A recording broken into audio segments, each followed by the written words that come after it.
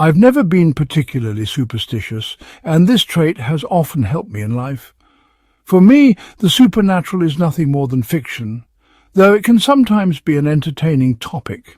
I wouldn't call myself an atheist, but neither am I a fanatic of religion. Morality is what matters most to me, not rigid traditions. This is why I've always strived to explain the events in my life through logic, even when it comes to strange occurrences like the one I'm about to share. This story isn't so unusual. It happened when I was 10 years old, and now at 35 I still remember it clearly.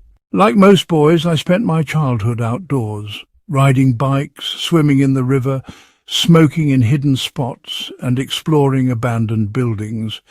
The town where I grew up wasn't bustling with much, just a couple of run-down factories and a few residential buildings. Despite the time of upheaval during Perestroika, there were still places to explore. One day, a group of us decided to spend the day in an old building that had been waiting for demolition for years. The building was in a sorry state, with a leaky roof and an entrance leading to an attic, basement, and even a crumbling first floor. It was a perfect place to hang out away from the prying eyes of adults. We spent the day smoking, swearing and joking around. Eventually, everyone got tired and settled into one of the apartments on the second floor, where the older boys smoked and joked. I, however, didn't smoke and quickly grew bored of their antics. I thought it would be better to explore alone. Though I had no particular belief in the supernatural, I still felt curiosity pulling me towards the basement. The building was very old, and the basement wasn't like a modern one. There were few pipes, and the space resembled an old storage room divided by wooden partitions. There was no electricity, but the dim light from a hole in the wall above let enough light seep in for me to see. I wandered around the basement, checking the empty storage rooms. The wood was covered with mould, and the floors in some areas had rotted away, leaving the dirt underneath exposed. Most of the doors hung on a single hinge or were lying discarded on the ground. However, one closet was locked. I felt an odd sense of anticipation and wanted to tell the others, but I couldn't resist. I reached out to try the lock, and to my surprise the loop fell off with ease. It was rotted. The door creaked open without any assistance from me. When the dim light from outside spilled into the room, I expected to find nothing. But I was wrong. The floor was in much better condition than the rest of the building, and as I looked closer, I noticed something odd, a handle nailed to one of the boards. At that moment, I realized that this was a hatch, not just a closet. Without thinking much further, I leaned over and pulled the hatch open. For about 6 seconds, the hatch remained open, and those moments are still vividly etched in my memory. Even now I can see it, the dark square of the opening, and in the shadowy depths, 4 children's faces, huddled together and staring up at me from below. They looked to be around 6 or 7 years old. Despite their youthful faces, their expressions weren't innocent at all. They seemed serious and even accusing, as though they were judging me for some unknown transgression. Among them, I think I saw a girl. Then, in an instant, the face of one of the children closest to me twisted into a horrifying grin, something that was far from a child's innocent smile. I can't be sure if it was real or if my mind was playing tricks on me, but I quickly let go of the hatch and it slammed shut. The fear coursed through me, and I ran up to the second floor in a panic. The older boys saw my frantic state and immediately thought I was either being chased by someone or scared of the dark. I didn't even have time to explain before they were all laughing, accusing me of being a scaredy cat. But even as I tried to dismiss what had happened, I couldn't shake the image of those faces, staring from the darkness. I still think back to that moment, and I'm not sure whether it was just my imagination, but something inside me knows I'll never forget those faces. Mrs. White laughed, her voice tinged with hysteria, leaning over to kiss her husband on the cheek. "I just thought of it," she exclaimed. "Why didn't I think of it before? The World Cup, the remaining 2 wishes. We only made 1 wish. Wasn't that enough?" she said quickly. Mr. White looked at her with rising anger. "No," he said sharply. "1 wish was enough. We should have left things as they were." "No," she cried again, her tone growing more desperate. "We'll make another wish. Come downstairs with me quickly. We'll wish for our son to come back to life." Mr. White froze, the blanket falling from his shaking hands. "Are you mad?" he shouted in horror. "No, we can't do that." But she was determined. "Bring it," she demanded, breathless with anticipation. "Bring the paw and make the wish. Hurry!" He hesitated, his mind racing with the possibility of what could happen, but finally he reluctantly agreed.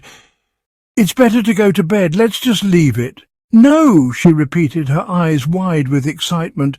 "You don't understand. Our first wish came true. Why not make a second wish?" He muttered under his breath. It was just a coincidence. But Mrs. White was insistent, and before he could protest further, she grabbed him by the arm, dragging him toward the door. They descended into the darkness of the living room, where the paw lay exactly where they had left it. A wave of dread washed over Mr. White as he reached for it, his heart pounding at the thought of their son coming back, broken and twisted. In the dark he stumbled, disoriented. His hand fumbled around the table and walls, his pulse quickening as he sought the paw. Finally he gripped it tightly in his hand, feeling its cold metallic weight. When he returned to the room, his wife's face had changed. There was an intense, unnatural expectation in her eyes, and Mr. White felt a chill run down his spine. He was scared, but she urged him on. "Make the wish," she cried, her voice tremulous but full of desperate hope. He looked at her, a deep sense of dread in his gut. "This is wrong," he whispered. "It's cruel." "Make the wish!" she cried again. With shaking hands, Mr. White raised the paw. "I want my son to come back to life," he muttered under his breath. The paw fell to the floor with a soft thud, and Mr. White collapsed into a chair, his body trembling. Mrs. White, her eyes alight with a feverish glow, moved to the window, drawing the curtain aside to peer out into the night. The seconds seemed to stretch into eternity. Mr. White sat there frozen as the room filled with the quiet sound of the flickering candle casting erratic shadows on the walls and ceiling. Finally the light went out, leaving them in darkness. He let out a sigh of relief, convinced the wish had failed. He climbed back into bed, his mind still reeling. His wife lay beside him silent. Together they listened to the ticking of the clock, the occasional creak of the stairs, the distant scratch of a mouse behind the walls. The night was suffocating, filled with the weight of uncertainty. Minutes passed, and Mr. White, gathering his nerve, grabbed a box of matches from the nightstand. He lit one and stepped out of bed, making his way down the stairs. As he reached the bottom, the match flickered out. He stopped, lighting another match, but before he could strike it, a soft, tentative knock came from the front door. The match slipped from his hand, his heart racing. He froze, unable to breathe. The knock came again, and this time it was louder. He turned and rushed back up the stairs, slamming the door behind him. Mrs. White was already out of bed, and when she heard the knock, she leapt toward the door. "Herbert!" she cried out. "Stay back!" Mr. White shouted, grabbing her by the arm, his grip tight with fear. "Don't go near the door, please!"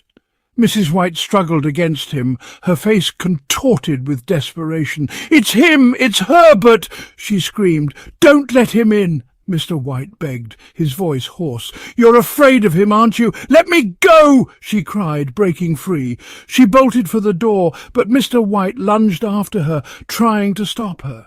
The sound of the door chain rattled as she yanked at the lock. Mr. White scrambled to the floor, searching desperately for the paw. "I need to find it," he muttered to himself. "I need to make a third wish before it's too late." He finally felt the paw's familiar form under his fingers, and with trembling hands made the final wish. "Please let it stop. I wish for this nightmare to end." At that very moment the knocking ceased. There was a long, painful silence. Mrs. White, still at the door, heard the sound of the chair being moved and the door creaking open. A blast of cold air filled the room, and then the wail of grief and loss echoed through the house. Mr. White collapsed, heartbroken, as the truth of what had happened began to sink in. He rushed to the gate, the chill of the night air hitting him like a slap. In the distance, the flickering light of a lantern illuminated the empty street, as silent as the house behind him. The finality of their actions settled over them, and they understood. Some things, once wished for, cannot